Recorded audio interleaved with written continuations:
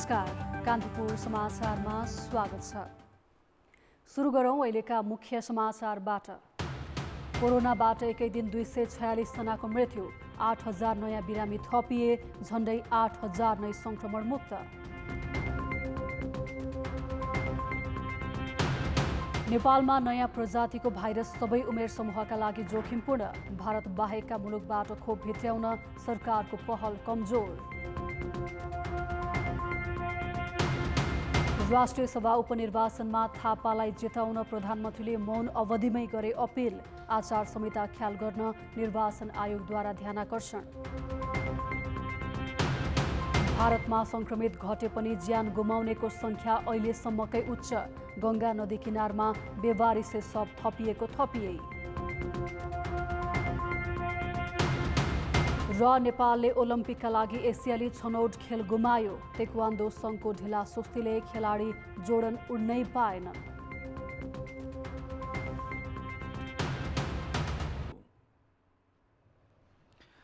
Corona महामारीका कारण आज अहिलेसम्मकै धेरै संक्रमितको मृत्यु भएको छ। बिरामी पनि 8000 भन्दा बढी थपिएका छन्। स्वास्थ्य मन्त्रालयका अनुसार गएको 24 घण्टामा 246 जना संक्रमितको मृत्यु भएको हो। यसअघि वैशाख 28 गते 225 जनाको मृत्यु भएको थियो। वैशाख लागेपछि मात्र 2600को मृत्यु भइसकेको छ। तीमध्ये 2295 जनाले पछिल्लो 2 सातामा ज्यान गुमाएका छन्। आज 8173 जना संक्रमित थपिएका छन्। तीमध्ये काठमाडौँ उपत्यकामा मात्र 2486 छन्। यसैबीच नयाँ प्रजातिको भाइरसको संक्रमण दर उच्च रहेको भन्दै थप सावधानी अपनाउन स्वास्थ्य मन्त्रालयले आग्रह गरेको छ। यो अप्ठ्यारो परिस्थितिमा आफ्नो ठाउँबाट आवश्यक सहयोग गरिदिनु हुन स्वास्थ्य तथा जनसङ्ख्या मन्त्रालय सबैसँग हार्दिक अनुरोध गर्दछ। अहिले देशभर 1,14,000 सक्रिय संक्रमित छन्। तीमध्ये 1618 आइसियू र 381 जना भेन्टिलेटरमा छन्। काठमाडौँ उपत्यकामा मात्र करिब 37,000 जना कोरोना भाइरससँग सङ्घर्ष गरिरहेका छन्। संक्रमितहरू दिनहुँ जसो बढ्ने क्रममा रहेको र चाहेर पनि नियन्त्रण गर्न नसकिएको भन्दै मन्त्रालयले स्वास्थ्य सेवा अप्ठ्यारोमा परेको उल्लेख गरेको छ। सरकारले मात्रै स्वास्थ्य सेवा धान्न नसक्ने अवस्थामा पुगेको भन्दै मन्त्रालयले आफ्नो स्थानबाट सहयोग गर्न पनि सबैसँग अपिल गरेको छ। यस्तै सरकारले 30 वटा अस्पतालमा भर्ना भएका संक्रमितको निःशुल्क उपचार गरिने जनाएको छ। कोरोना संक्रमण भयावह भइरहेका बेला नेपालमा तीव्र रूपमा सर्ने भाइरसको नयाँ प्रजाति फेला परेको छ। यो परिवर्तित भाइरस सबै उमेर समूहमा सरेको पाइएकाले बालबालिका समेत जोखिम समूहमा परेका छन्। मुलुकका विभिन्न भागबाट गत हप्ता संक्रमितबाट सङ्कलित 35 वटा नमुनालाई विश्व स्वास्थ्य सङ्गठनको समन्वयमा भारतमा जिन सिक्वेन्सिङ गरिएको थियो। 97% अर्थात् 34 वटा नमुनामा भारतमा देखिएको नयाँ प्रजाति र 3%मा बेलायती प्रजाति पुष्टि भएको छ। यो परिवर्तित भाइरससहित अब नेपालमा 3 प्रजाति रहेको पुष्टि भएको छ। नयाँ भाइरस धेरै सङ्क्रामक र जोखिमपूर्ण पाइएको छ। सबै उमेर समूहमा यो भाइरस सरिरहेकाले बालबालिका सहित कम उमेर समूह समेत जोखिममा देखिएका छन्। 35 वटा स्याम्पलमा 34 वटा स्याम्पल नयाँ भेरिएन्टको र एउटा मात्रै पुरानो भेरिएन्टको पुरानो देखिएको हुनाले नयाँ भेरिएन्टको प्रकोप धेरै बढेको र नेपालमा यसैले धेरै महामारी गराएको भन्ने अहिले पुष्टि हुन आएको छ। नयाँ भाइरसकै प्रकोपका कारण पछिल्लो समय कम उमेर समूहका व्यक्तिहरूमा सङ्क्रमण र मृत्युदर दुवै बढ्दो छ। स्वास्थ्य मन्त्रालयका अनुसार पछिल्लो 13 महिनामा 18 वर्ष मुनिका 36,800 जना सङ्क्रमित भएका छन्। कुल सङ्क्रमित मध्ये 11% बालबालिका छन्। पछिल्लो लहरको महामारीमा बालबालिका निकै कम प्रभावित भएका थिए। ती मध्ये धेरै लक्षणविहीन वा सामान्य रुगा खोकीका लक्षण भएका थिए। नयाँ प्रजाति बढी आक्रामक र घातक देखिएको छ। यसको सङ्क्रमणपछि छिटै सास फेर्न गाह्रो हुने, निमोनिया हुने समस्या भइरहेको चिकित्सकहरू बताउँछन्।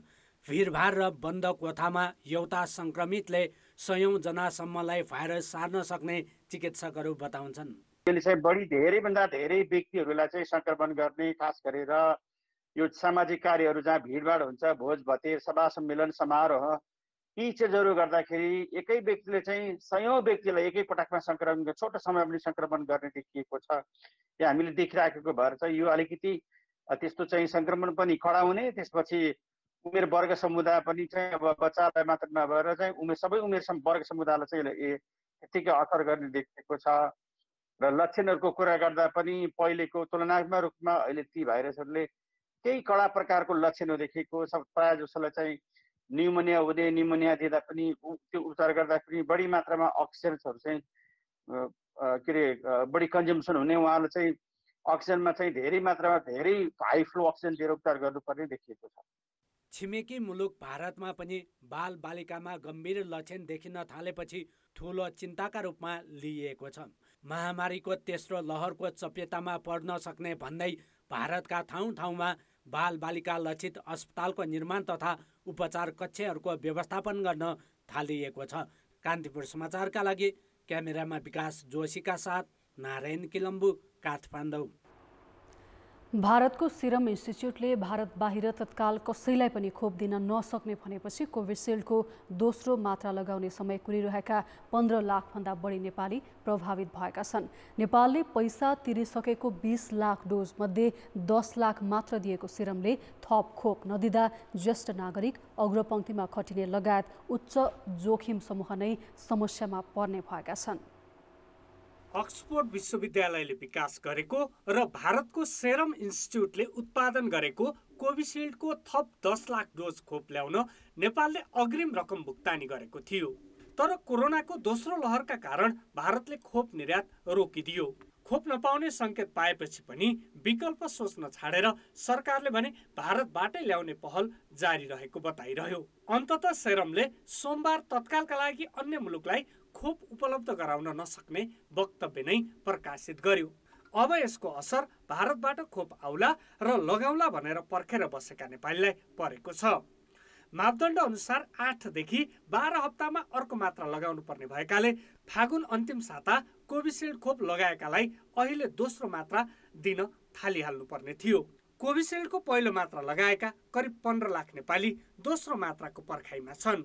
अहिले हामीले दोस्रो मात्रा लगाउनु पर्ने व्यक्तिहरूको जुन हामीले 12 हप्तातिर लगाउनु पर्ने दोस्रो मात्रा भनेर भनेका थियौँ, त्यसमा हुन त अहिले पछिल्लो अध्ययनले 16 हप्तामा लगाउँदाखेरि पनि उचित छ, 16 हप्तासम्म लगाउनलाई हुन्छ भनेर सिफारिस गरिसकेको हुनाले हामी अहिले नै 12 हप्ता पनि पुगेका छैनौँ। हामी जेठको अन्तिमतिर 12 हप्ता पुग्ने अवस्थामा पुग्छ, 12 हप्ता त्यतिर पुग्छ भने यो समयसम्ममा खोप आउन सक्छ। हाम्रो जुन पहलहरू भइरहेछ यो सबै कुराहरूले चाहिँ सम्भावना चाहिँ इङ्गित गर्न सक्छ, तर हामी सुनिश्चित नै भनेर भन्न चाहिँ सक्दैनौँ अहिले पनि। सेरम इन्स्टिच्युटले नेपालले पैसा तिरिसकेको खोप समेत नदिएपछि करिब 10 लाखले नै उक्त खोप समयमा नपाउने भएका छन्।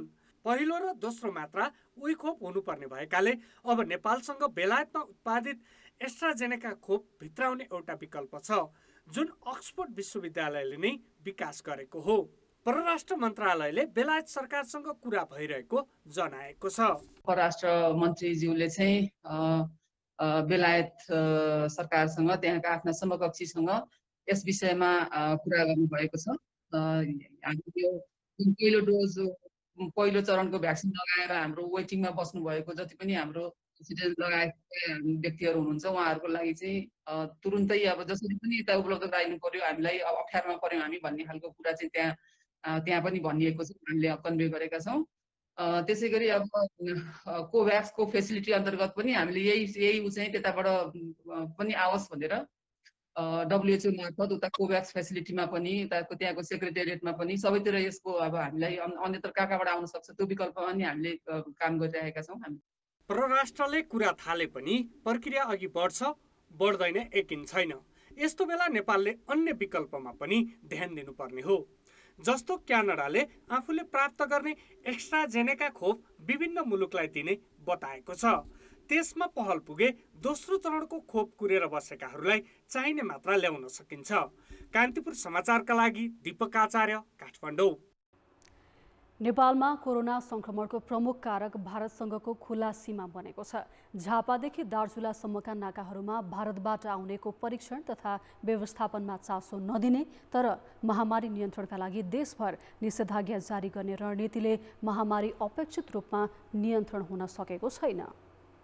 पूर्व झापादेखि पश्चिम दार्चुलासम्मका सीमा नाकाबाट अहिले दैनिक सरदर 5000 मानिस नेपाल भित्रिन्छन्।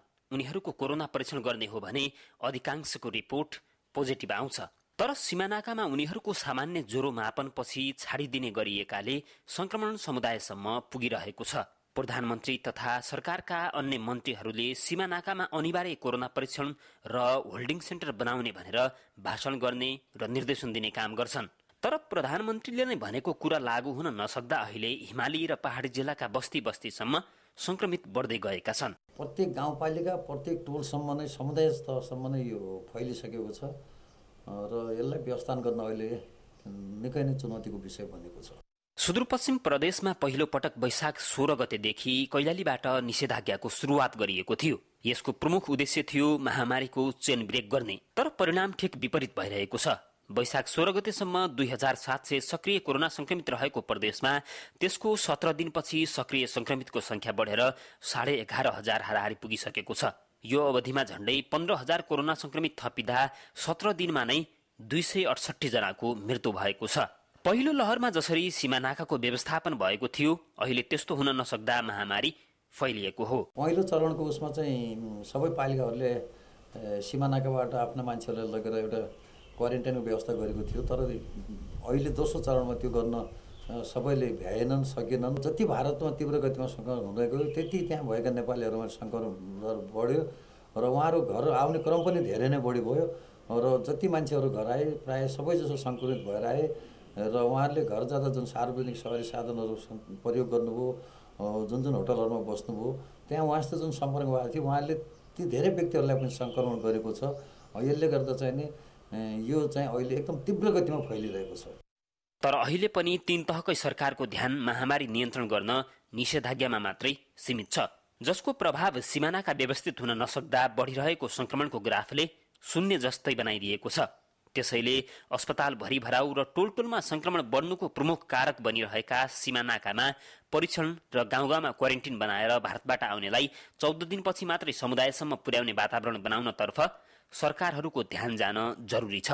कान्तिपुर समाचारका लागि महेन्द्र बम, धनगढी, कैलाली। अहिले दैनिक जसो 9,000 हाराहारी संक्रमित थपिरहेकाले अस्पतालहरूमा थेगी नसक्नु चाप छ। उपचारका लागि अत्यावश्यक अक्सिजन, जनशक्ति र पूर्वाधार अभावमा अस्पतालहरूले भर्ना लिनै छाडेपछि बिरामीहरूको झन बिचल्ली भइरहेको छ। कोभिड संक्रमितका लागि सामुदायिक तवरमा आइसोलेसन स्थल नबनाउँदा अस्पतालहरू भरिभराउ भएका छन्। सामुदायिक आइसोलेसन वा होल्डिङ सेन्टर बनाएर स्थानीय तहका हेल्थ पोस्ट र स्वास्थ्य कर्मचारीलाई परिचालन गर्न सके अझै पनि अस्पतालको चाप कम हुन सक्ने विज्ञको भनाइ छ। तर दैनिक हजारौं संक्रमित थपिने काठमाडौँ उपत्यकाकै स्थानीय तहमा पर्याप्त आइसोलेसन वार्ड र होल्डिङ सेन्टर छैनन्। व्यवस्थापन गर्दाखेरि यहाँको पूर्वाधारहरू धेरै छन्, त्यो सबै पूर्वाधारहरूलाई चाहिँ हामीले पुरा गर्नुपर्छ। तसर्थ दोस्रो आइसोलेसन जब समाजको वृद्धाश्रममा चाहिँ त्यहाँ लगभग 200 को व्यवस्थापन गर्न सकिन्छ, त्यो पनि बढ्यो भने हामी चाहिँ पाटना हाई स्कुल अथवा मदन स्मारक स्कुलमा चाहिँ हामी सञ्चालन गर्छौँ। तर यसको भनाइ चाहिँ हाम्रो ललितपुर महानगरपालिकामा आइसोलेसन अथवा होल्डिङ स्पेसको अभावले गर्दाखेरि नगरवासीलाई कुनै पनि किसिमको दुःख हुँदैन भन्ने कुरा चाहिँ हाम्रो चाहना हो। काठमाडौँ महानगरपालिकाको सहयोगमा नेपाली सेनाले वसुन्धरामा राधा स्वामी कोभिड आइसोलेसन तथा अक्सिजन थेरापी सेन्टर सञ्चालन गर्ने भनिए पनि अहिलेसम्म सुरसार छैन। नरदेवी आयुर्वेदिक अस्पताल बनाउने भनिएको अक्सिजन सहितको आइसोलेसन केन्द्र पनि योजनामै सीमित छ, जसकारण सामान्य अवस्थामा पनि संक्रमित सिधै अस्पताल पुग्नु परिरहेको छ। सामान्य बिरामी अस्पताल भर्ना हुँदा जटिल बिरामीले शय्या पाउन सकेका छैनन्।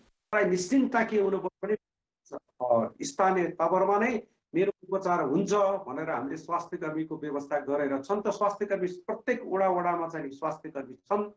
त्यो स्वास्थ्य कर्मीहरूलाई परिचालन राम्रोसँग गर्न सक्यो भने हामीले चाहिँ यो कोभिड विरुद्धको लडाईँ चाहिँ जित्छौँ। अस्पतालहरूको थेगी नसक्नु चाप कम गर्ने हो भने अझै पनि सामुदायिक स्तरमै आइसोलेसन र होल्डिङ सेन्टरको व्यवस्था गर्नुपर्छ। तर न सरकारले न त स्थानीय तहले नै यसतर्फ चासो दिएका छन्। कान्तिपुर समाचारका लागि सृजना बास्तोला, काठमाडौँ। अब बाँकी समाचार। भोलि हुने राष्ट्रिय सभाको उपनिर्वाचनका लागि मतदान स्थलको सम्पूर्ण तयारी पूरा भएको प्रदेश निर्वाचन कार्यालय हेटौडाले जानकारी दिएको छ। कोरोना भाइरस संक्रमणको उच्च जोखिमका बीच हुन लागेको निर्वाचनमा आयोगको निर्देशन अनुसार स्वास्थ्य सुरक्षा मापदण्ड अपनाइने भनिएको छ।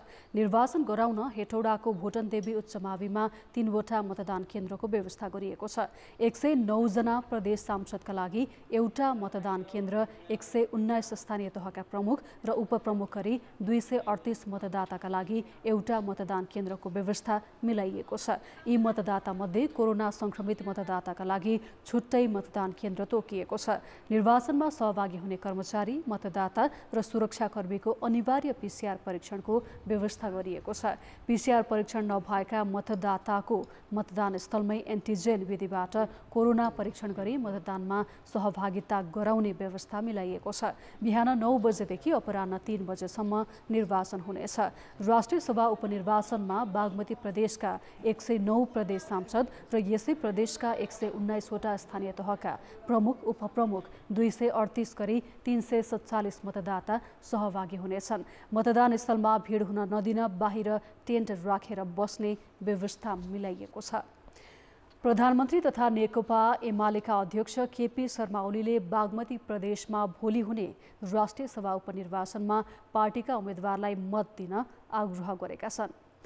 प्रधानमन्त्री ओलीले बुधबार विज्ञप्ति जारी गरी गृहमन्त्री समेत रहेका नेता रामबहादुर थापालाई मत दिन एमालेका प्रदेशसभा सदस्य र स्थानीय तहका प्रमुख, उपप्रमुखलाई आग्रह गरेका हुन्। ओलीले थापालाई विजय गराउँदा कम्युनिस्ट आन्दोलन भावनात्मक एकतामा समेत बल पुग्ने दावी गरेका छन्। पार्टी उम्मेद्वारलाई मतदान नगरे स्वीकार्य र क्षम्य नहुने भन्दै उनले चेतावनी समेत दिएका छन्। एमालेको बहुमत रहेको बागमती प्रदेशमा माधव नेपाल पक्षको मत निर्णायक देखिएको छ, तर नेपाल पक्षले स्पष्ट प्रतिबद्धता जनाएको छैन। पार्टीभित्रको विवाद मिलाउन गठित कार्यदलको आज बैठक नै बस्न सकेन। थापा 2074 सालमा माओवादीबाट राष्ट्रिय सभा सदस्य निर्वाचित भएका थिए। एमाले प्रवेश गरेको भन्दै थापालाई माओवादीले कारवाही गरेपछि रिक्त पदमा चुनाव हुन लागेको हो। कांग्रेस, माओवादी र एमालेको नेपाल पक्ष समेतको समर्थनमा खिमलाल देवकोटा थापाका प्रतिस्पर्धी छन्। यसैबीच निर्वाचन आयोगले राष्ट्रिय सभा उपनिर्वाचनको आचार संहिता उल्लङ्घन भइरहेको भन्दै त्यसो नगर्न सचेत गराएको छ। भोलि हुने राष्ट्रिय सभा उपनिर्वाचनका लागि 3 जेठ राति 12 बजेदेखि मौन अवधि सुरु भइसकेको स्मरण गराउँदै आयोगले यस अवधिमा कुनै पनि उम्मेद्वारका पक्षमा मत माग्ने तथा त्यससँग सम्बन्धित गतिविधि नगर्न ध्यानाकर्षण गराएको हो। मौन अवधि सुरु भएपछि आजै प्रधानमन्त्री ओलीले एमालेका उम्मेद्वारका पक्षमा मतदान गर्न अपिल जारी गरेका थिए। यसैबीच माओवादी अध्यक्ष पुष्पकमल दाहालको सचिवालयले ओलीको विज्ञप्ति आचार संहिता विपरीत भन्दै कारबाहीको माग गरेको छ। सरकारले ल्याएको संवैधानिक परिषद सम्बन्धी अध्यादेश विरुद्धको रिटमा सर्वोच्च अदालतले कारण देखाऊ आदेश जारी गरेको छ। संवैधानिक परिषद सम्बन्धी अध्यादेश कार्यान्वयन नगराउन माग सहित परेको रिटमाथि सुनवाई गर्दै सर्वोच्चले राष्ट्रपतिको कार्यालय र सरकारका नाममा कारण देखाऊ आदेश जारी गरेको हो। न्यायाधीश मीरा खड्काको एकल इजलासले 15 दिनभित्र जवाफ पेश गर्न भनेको छ। यसबारे छलफल गर्न अदालतले दुवै पक्षलाई जेठ 17 गते बोलाएको छ। सरकारको सिफारिसमा राष्ट्रपति विद्यादेवी भण्डारीले मङ्सिर 30 मा संवैधानिक परिषद सम्बन्धी अध्यादेश जारी गरेकी थिइन्। उक्त अध्यादेश अनुसार विभिन्न संवैधानिक निकायमा नियुक्ति गरेपछि विवाद बढेको थियो। सरकारले जारी गरेको अध्यादेश संसदको पहिलो बैठकमा पेश गर्नुपर्ने संवैधानिक व्यवस्था भए पनि विपक्षीको विरोधका कारण फागुन 23 गते पेश हुन सकेको थिएन। अध्यादेशको म्याद सकिन लागेपछि उक्त अध्यादेश पुनः जारी गरेर संवैधानिक परिषदले थप नियुक्तिका लागि पनि सिफारिस गरिसकेको छ। अध्यादेश विरुद्धका रिटमा सुनवाई नै नगरेको भन्दै प्रधान न्यायाधीश शैलेन्द्र शमशेर राणा समेत आलोचित हुँदै आएका छन्। संवैधानिक परिषदका विवादित निर्णयमा राणा पनि सामेल बनेका छन्। गण्डकी प्रदेशमा मुख्यमन्त्री पृथ्वीसुब्बा गुरुङले मन्त्री परिषद विस्तार गरेका छन्। वैशाख 29 गते मुख्यमन्त्रीमा दोस्रो पटक नियुक्त भएका मुख्यमन्त्री गुरुङले 3 बिना विभागीय सहित 5 मन्त्री नियुक्त गरेका हुन्।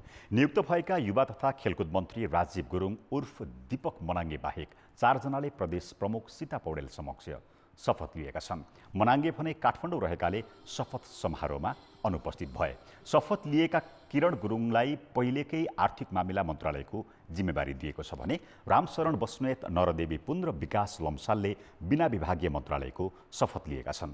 यसअघि बस्नेत भौतिक पूर्वाधार, लम्साल उद्योग, पर्यटन, वन तथा वातावरण र पुन सामाजिक विकास मन्त्री थिए।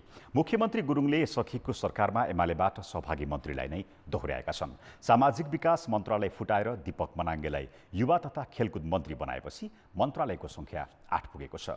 ठूलो दलका नेताका रूपमा मुख्यमन्त्री नियुक्त गुरुङले यही जेठ 29 गतेभित्र विश्वासको मत लिनुपर्नेछ। सरकारको विषयलाई लिएर विभाजित जनता समाजवादी पार्टीका 2 अध्यक्ष एक ठाउँमा उभिएपछि राजनीतिले नयाँ मोड लिने देखिएको छ। सत्ता समीकरणमा निर्णायक मानिएको जसपाले कि राष्ट्रिय सहमतिको सरकार कि त आफ्नै नेतृत्वको सरकारको अडान प्रस्तुत गरेपछि प्रधानमन्त्री केपी शर्मा ओलीले यसपटक पनि विश्वासको मत पाउने सम्भावना क्षीण हुँदै गएको छ।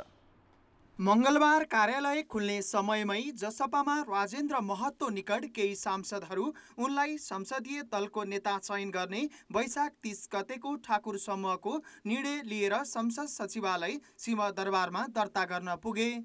19 सांसदको हस्ताक्षर सहित महतोलाई संसदीय दलको नेता चयन गरेको पत्र दर्ता भएपछि जसपा विभाजनकै मुखमा पुगेको आकलन धेरैले गरे।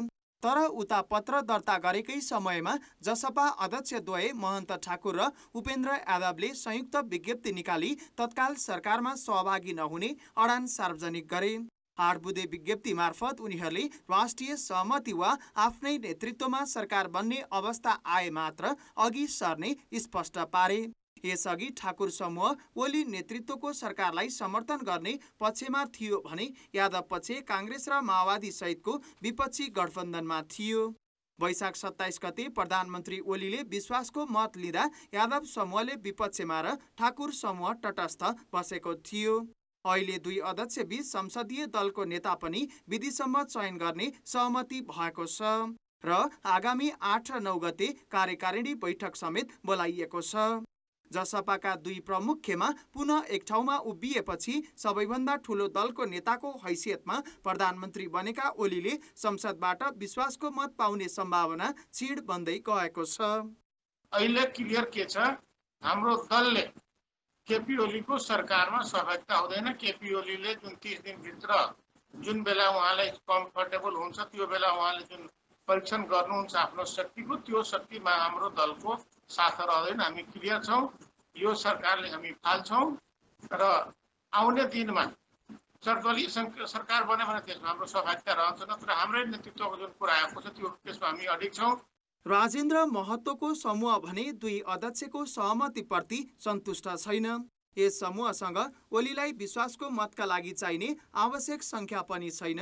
यद्यपि यस समूहले पनि कार्यकारिणी बैठकबाट पार्टीका सबै विवाद टुङ्गिने ठानेको छ। पार्टीभित्र पछिल्लो समयमा केही नेता कार्यकर्ताहरूले जसरी वक्तव्यबाजीहरू गर्दै आएका छन्, जसरी पार्टीको एकतालाई खलल पुर्याउने किसिमको विभिन्न कुराकानीहरू हुँदै आएको छ, ती कुराहरूलाई पनि रोक्ने, सबैलाई गम्भीर बनाउने, पार्टी जोगाउनु सबैको दायित्व भएको हुनाले हामी सबै मिलेर पार्टीलाई बलियो बनाऊ भन्ने किसिमले एउटा चाहिँ सन्देश दिन खोजेको हो। हिजो अन्य पोलिटिकल विषयवस्तुको सन्दर्भमा त अब 8-9 गतेको बैठकले नै सबै कुराहरू निर्णय गर्छ।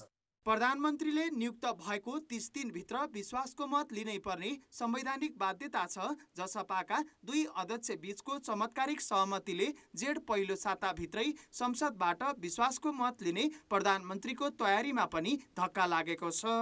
कान्तिपुर समाचारका लागि बाबुराम तिमिल सिन्हा, काठमाडौँ।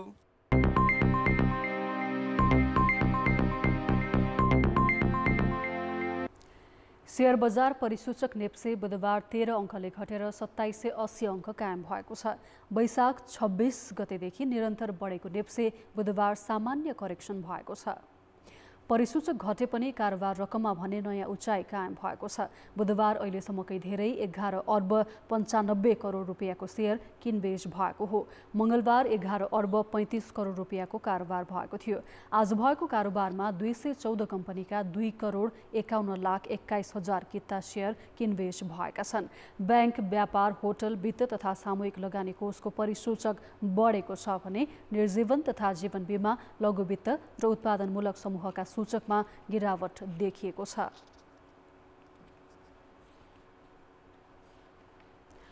कोरोना बीमाका लागि बनाइएको कोषमा सरकारले समयमै रकम नपठाउँदा 20,000 भन्दा बढी दाबी स्वीकृत भएर पनि भुक्तानी रोकिएको छ। अर्थ मन्त्रालयले दिनुपर्ने यस्तो रकमको लागि अहिलेसम्म कुनै प्रक्रिया नै अघि बढेको छैन। जबकि रकम माग गर्दै बीमा समितिले अर्थ मन्त्रालयमा पत्र पठाएको 1.5 महिनाभन्दा बढी भइसकेको छ। कोरोनाको अहिले दोस्रो लहर फैलिएको छ। अहिले कोरोना बीमा पनि अस्तित्वमा छैन। पहिलो लहरकै बेला कोरोना संक्रमण भएमा पाउने गरी गरिएको बीमा बापतको रकम संक्रमित मध्ये कैयनले अहिलेसम्म पाएका छैनन्। कागजात पूरा भएका 77,103 मध्ये अहिलेसम्म 56,798 जनाले भुक्तानी पाएका छन्। उनीहरूको हातमा कोरोना बीमा बापत 5 अर्ब 48 करोड 58 लाख रुपियाँ पुगेको छ। यस रकम मध्ये कम्पनीहरूले 1 अर्ब, पुनर्बीमा कम्पनीले 1 अर्ब र बीमा समितिले 1 अर्ब योगदान गरेका छन्। यस्तै 50 करोड रुपियाँ बीमा कम्पनीहरूकै जोखिम व्यवस्थापन कोषबाट भुक्तान गरिएको छ। करिब 2 अर्ब रुपियाँ अर्थ मन्त्रालयबाट शोध भर्ना पाउने गरी कम्पनीहरूले नै भुक्तान गरेका छन्। बीमा समितिले, त्यसपछि नेपाल पुनर्बीमा कम्पनीले, त्यसपछि बीमा यो चाहिँ कम्पनीहरूको आफ्नो चाहिँ स्रोतबाट र त्यहाँ चाहिँ भएको एउटा पुल छ। त्यो पुलबाट चाहिँ जति रकम हामीले बेहोर्नु पर्ने हो त्यो मार्गदर्शनमा चाहिँ हामीले बेहोर्यौँ र तत्पश्चात चाहिँ नेपाल सरकारसँग लिनुपर्ने माग्नुपर्ने भन्ने कुरो थियो। अब करिब 1 महिना पहिला म आइसकेपछि नै त्यो माग गरेर रकम माग गरेर चाहिँ अर्थ मन्त्रालयमा पठाइयो। अर्थमन्त्रीज्यू र अर्थ सचिवसँग पनि यस विषयमा कुराकानी भयो। अब यो चाहिँ नि रकम दिने भन्ने नै छ। उहाँ चाहिँ अर्थमन्त्रीज्यूबाट पनि र अर्थ सचिवबाट पनि रकम दिने भन्ने नै छ। अब यो रकम हामीले कुरेर बसिरहेको छौँ, किनभने हामीसँग भइरहेको र कम्पनीसँग भएको धेरै जसो पैसा हामीले चाहिँ आफ्नो कम्पनीको आफ्नै स्रोतबाट पनि त्यो पैसाहरू भुक्तानी अब रोकिया छैन। समितिका अनुसार अहिलेसम्म जम्मा 91,859 वटा दाबी परेका छन्, जसमध्ये 7816 फाइल इपिडियोमियोलोजी तथा रोग नियन्त्रण महाशाखामा विवरण नमिलेका कारण स्वीकृत नभई बसेका छन्। 2238 वटा दाबी भने कागजात नपुगेका कारण कम्पनीमै फिर्ता भइसकेका छन् भने 227 वटाको दोहोरो दाबी परेको छ। कान्तिपुर समाचारका लागि सुदिल पोखरेल, काठमाडौँ। ब्रेकपछि समाचारमा पुनः स्वागत छ। स्थापना कालदेखि नै कुनै न कुनै स्वरूपमा राजनीतिको प्रयोग र छायामा परिरहेको सङ्गठन हो नेपाल प्रहरी। तर यो सङ्गठनको कालखण्डमा केही मात्रै त्यस्ता पात्र छन् जो जीवन पर्यन्त पनि सम्झन लायक रहन्छन्। त्यस्तै एक जीवित इतिहास थिए पूर्व प्रहरी महानिरीक्षक खड्गजित बराल। उनको 93 वर्षको उमेरमा निधन भएको छ। बुधबार दिउँसो करिब 1:30 बजे पानीपोखरी स्थित बरालको झुप्रोबाट एउटा शववाहन निस्कियो। नेपाल प्रहरीका पिता भनेर चिनिने खड्गजित बरालको महाप्रस्थानको यात्रा थियो। प्रहरीका जिउँदो इतिहास पूर्व महानिरीक्षक बरालको 93 वर्षको उमेरमा मंगलबार राति निवासमै निधन भएको हो। प्रहरीमा अहिले 28औं महानिरीक्षक छन्, तर यो कमान्डमा रहेका र अवकाश पाएका मध्य बरालको नाम नसुन्ने सायदै होला। त्यसका लागि बराल र नेपाल प्रहरीसँग जोडिएका केही ऐतिहासिक तथ्यहरू छन्। खड्गजित बराल 2007 सालमा नेपाली काङ्ग्रेसले राणा शासन विरुद्ध गरेको आन्दोलनका मुक्ति सेनाका एक सिपाही थिए, जस बापत उनी 3 महिना जेल पनि परे। उनी 2013 सालमा नेपाल प्रहरीमा प्रवेश गरेका हुन्। स्नातकोत्तर उत्तीर्ण बराल लोकसेवा आयोगको परीक्षाबाट नेपाल प्रहरीको निरीक्षक बन्ने पहिलो ब्याचका अधिकृत हुन्। बरालकै पहलमा प्रहरीका लागि क्लब स्थापना, प्रशिक्षणमा आधुनिकीकरण सम्भव भयो। उनी बराल 2029 साल साउनमा प्रहरी महानिरीक्षक भए। निरीक्षकमा सेवा प्रवेश गरेर महानिरीक्षक बन्ने पहिलो अधिकृत उनै बराल हुन्।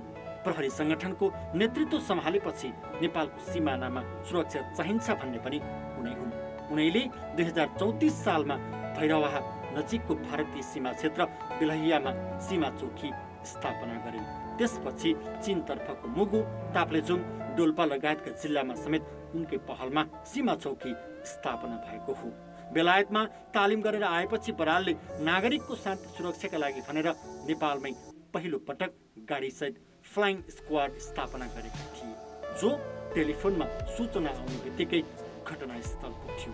उहाँलाई मुलुकले सम्झन पर्ने कुरा के हो भने उहाँको आइजीको कालभित्र टेन्युर सर्भिसभित्र उहाँले बोर्डर सेक्युरिटी पोस्टहरू खडा गरेर भवन निर्माण गरेर सञ्चालन गर्ने अवस्थासम्म चाहिँ पुर्याउनु भयो। नेपाली समाजमा रहेर भएका अपराधहरूको अनुसन्धान गरेर अपराधलाई नियन्त्रण गर्नुपर्छ भन्ने मानसिकता विकसित गराउनको लागि उच्च स्तरको प्रशिक्षण दिनुपर्छ र गर्नुपर्छ भन्ने खालको सोच बनाएकै हुन्।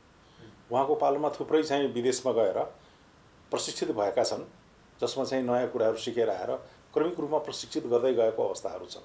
2035 सालमा अवकाशपछि उनी बर्माका लागि राजदूत भए। बरालकै पालामा राजा वीरेन्द्रले बर्मामा राष्ट्र प्रमुखका हैसियतमा पहिलो पटक भ्रमण गरेका थिए। उनकै अग्रसरतामा शरणार्थीका हैसियतमा बसेका 40,000 नेपालीले त्यति बेला बर्माको नागरिकता पाएका थिए। बराल प्रहरीलाई यतिसम्म माया गर्थे कि नेतृत्वमा पुगेपछि अधिकांश अधिकृत पहिलो भेट गर्न उनै कहाँ पुग्थे। तर अफसोस एउटा प्रभावशाली पृष्ठभूमि भएको पूर्व प्रहरी महानिरीक्षकको अन्तिम यात्रा भने बन्दाबन्दीले सामान्य औपचारिकतामा मात्रै सीमित गरिदियो। कान्तिपुर समाचारका लागि क्यामेरामा प्रवीण गेवालीका साथमा रमेश धमला, काठमाडौँ। अब जनमतको अन्तिम परिणाम। जनमतमा हिजो हाम्रो प्रश्न थियो, सरकारले कोभिड विरुद्धको खोप ल्याउन किन नसकेको होला? ए, खोपकै अभाव भएर, बी, कूटनीतिक पहल नपुगेर, र सी, पहल त भएकै छ। जनमतको अन्तिम परिणाम यस्तो छ। ए, खोपकै अभाव भएरमा 19%, बी, कूटनीतिक पहल नपुगेरमा 69%, र सी, पहल त भएकै छमा 12%। अब आजको प्रश्न। जनमत हाम्रो प्रश्न छ, सीमा नाकामा परीक्षण किन नबढाइएको होला? ए, क्षमताले नभ्याएर, बी, सरकारी संयन्त्रको लापरवाही, र सी, तत्परताकै अभाव। जनमतको अन्तिम परिणाम भोलि साँझ 8 बजेको कान्तिपुर समाचारमा प्रसारण गर्नेछौँ। कृपया NEWS न्युज स्पेस AB वा सी टाइप गरी 34001मा SMS गरी आफ्नो मत व्यक्त गर्नुहोला। अब जनताको आवाज। हामीले सिन्धुपाल्चोकमा सोधेका छौँ, ग्रामीण क्षेत्रमा पनि कोरोना भाइरस तीव्र रूपमा फैलिरहेको अवस्थामा यसबाट जोगिन सावधानीका के कस्ता उपाय अपनाउनु भएको छ? जनताको आवाज। गएर खाँदैन, अनि आफ्नो गाउँघरमा भएको साधारण खान्चे खान्छौँ। हाट बजारमा गएर होटलतिर पसेर खाँदैन। पहिला मास लाउने, अब ओखतीहरू बनाएर खाने, आफ्नो सुरक्षा गर्ने। अत्यावश्यक रूपमा मात्रै हिँडेको छ तपाईँको। अब अनि मास्कहरू लाएर हिँडेको छ, घरबाट बसिरहेको छ, त्यति हिँड गरेको छैन। कामहरू ल्याउँदाखेरि कुनैलाई छुनुपर्ने बाध्यता पनि हुन्छ होइन। छुनु पर्दाखेरि अब त्यो सेनिटाइजरहरू दिएर उहाँहरूलाई पनि आफूले पनि लगाएर छुने गरेको छ। सेनिटाइजरहरू छर्ने ओर्ने, मास्क लाएरै बस्ने। घर सफा गरेर हामी चाहिँ छुट्टै अब यसरी नबसौँ भनेर अब हाम्रो साइलदेव एउटा नि अलिकति ज्वरोमा बसिएको छ। काम पर्दा बाहेक कतै जाँदाखेरि आफै अलिकति सुरक्षा निक्लिने, सघाउ नहिँड्ने।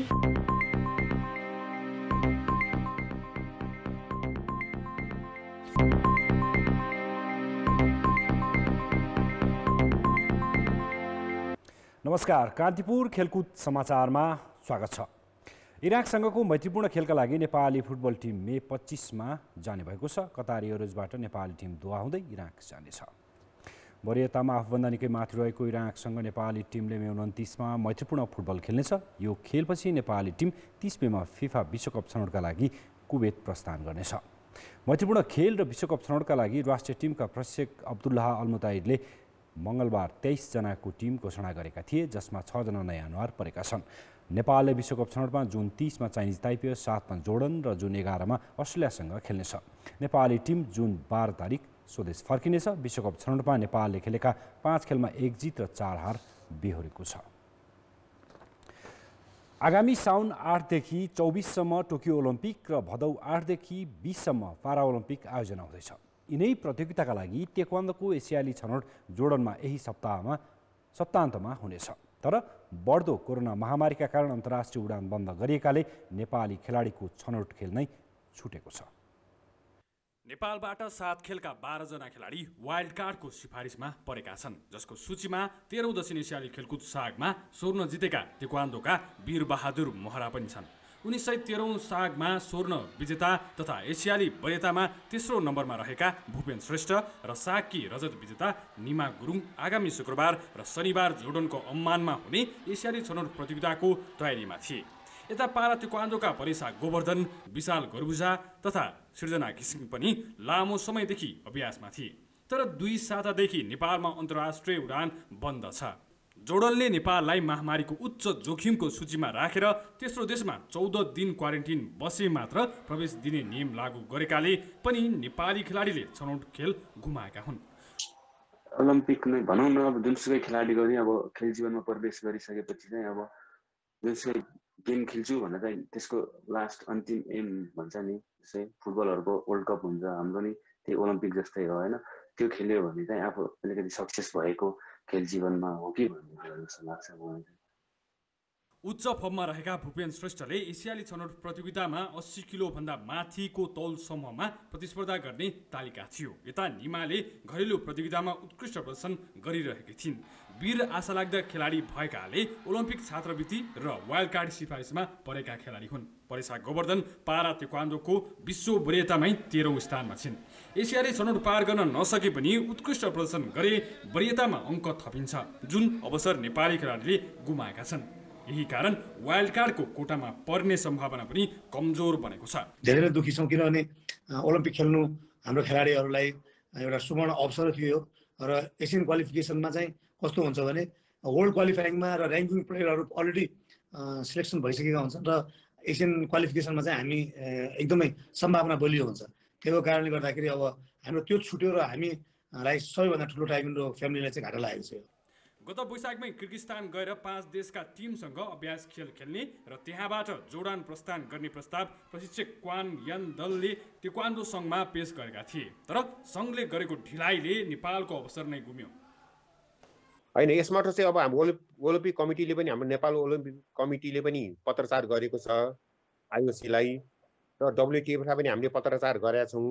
अब यसको दुईटा चान्स छ। एउटा भनेको चाहिँ हामीले अब वाइल्ड कार्ड पाउने हो, त्यसको हामी पहल गरिरहेका छौँ, र अर्को भनेको यो हामीले चाहिँ के चाहेको थियो भनेदेखि यो जुन चाहिँ क्वालिफाइङ जुन च्याम्पियनसिप छ त्यो च्याम्पियनसिपलाई नै पोस्टपोन हुनुपर्छ भन्ने हाम्रो मान्यता हो। किनभने ओलम्पिकमा सबैले इक्वल चान्स पाउनुपर्छ। यो हाम्रो कारणले भएको होइन, यो चाहिँ गभर्मेन्ट जोर्डन गभर्मेन्टको कारणले भएको हो, यो गभर्मेन्टको डिसिजन हो।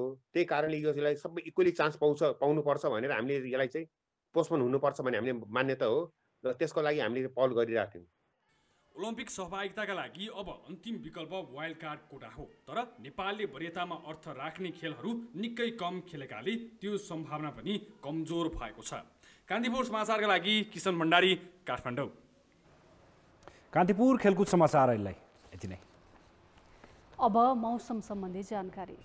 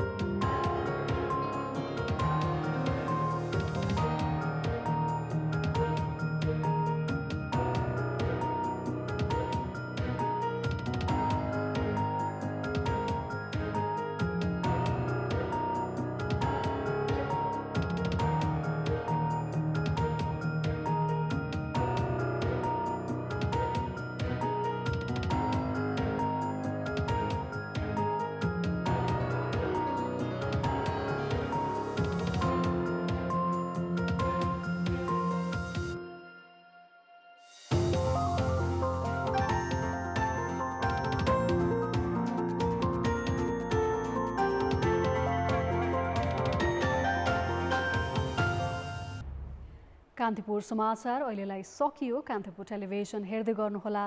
नमस्ते।